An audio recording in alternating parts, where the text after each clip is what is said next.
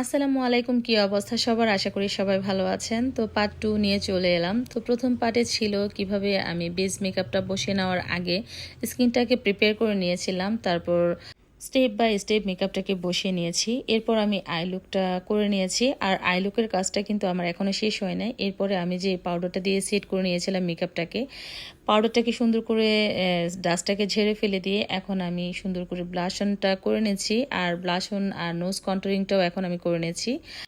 আর যেহেতু চোখটা একটু মিডিয়াম ছিল, মনে হলো যে সাদা কাজলটা দিলে একটু বেশি ভালো লাগবে, তো সাদা কাজলটা দিয়ে নিয়েছি। আর প্রথম পার্টে আমি বলেছিলাম যে অচিন পাখিকে যতই পোষ মানিয়ে রাখার চেষ্টা করেন না কেন, সে একটা সময় তার আসল চেহারাটা দেখিয়ে দিবে। সুযোগ পেলে কিন্তু সে খাঁচা ছেড়ে পালাবে। আমার সাথে এটাই ঘটেছে। রিসেন্টলি আমার সাথে এরকম একটি ঘটনা ঘটেছে। আমার এখানে একজন হিন্দু মেয়ে ছিল। তো প্রথমে যখন সে আমার এখানে জয়েন করেছিল তখন সে হিন্দুই ছিল। তো হিন্দু থেকে পরে সে মুসলিম হয়েছে। মুসলিম হওয়ার পরে তাকে যত রকম ফ্যাসিলিটিস দেওয়ার প্রয়োজন ছিল সেটা আমি দিয়েছিলাম। কিন্তু দেখা গিয়েছে যখন তার বিপদ কেটে গিয়েছে বা তার একটা ভালো সময় আসতে চলেছে, যখন সেটা বুঝতে পারলো, ঠিক সেই সময় সে তার যে আসল চেহারাটা আমাকে দেখিয়ে দিল। আমার কাছ থেকে নানান রকম ছলে বলে, তারপরে মিথ্যের আশ্রয় নিয়ে তারপরে এখান থেকে সে চলে গেল। চলে যাওয়ার পরে সে যেই লোভের শিকার হয়ে এখান থেকে চলে গিয়েছিল, সেখানে গিয়েও সে বেশি দিন আর স্টে করতে পারলো না।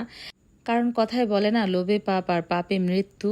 তো তার সাথে এটাই ঘটেছে। সে আমার এখান থেকে 15 দিনের মাথায় তার কোলে সন্তানটাকে হারিয়েছে। পানিতে ডুবে বাচ্চাটা মারা যায়। আর তারা যখন আমার এখান থেকে যায় তখন সে আমার কাছ থেকে এই কথাই বলে গিয়েছিল, তাদের এলাকায় যে মুসলিম সমাজ আছে সেই মুসলিম সমাজে কিন্তু ও প্রায় যাতায়াত করতো। আমার কাছে বলে যেত যে ওদের ভোটার আইডি কার্ড থেকে শুরু করে সম্পূর্ণ কিছু ঠিক করতে হবে। তো ওই সুবাদে যখন ও ওখানে গেল, মুসলিম সমাজের কাছে ও বিষয়টা খুলে বলল। তো মুসলিম সমাজ ওদেরকে সাদরে গ্রহণ করেছে, বলেছে ঠিক আছে, সমস্যা নাই, তোমাদেরকে আমরা আশ্রয় দিব বা তোমরা যেভাবে ভালো থাকতে পারো আমরা ওইভাবে ব্যবস্থা করে দিব। তো তারা তাদের কথা রেখেছিল। সমাজের কিছু মানুষ দায়িত্ব নিয়ে তাদের জন্য চাঁদা তুলে কিছু টাকা একত্র করে একটা জায়গা কিনে দেওয়ার চিন্তা করেছে, এবং কি একটা জায়গা কিনেছিল আমি শুনেছিলাম।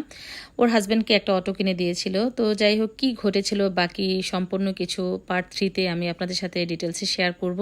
পুরো ঘটনাটাই আমি শেয়ার করব। দেখা হচ্ছে নেক্সট পার্ট 3-তে।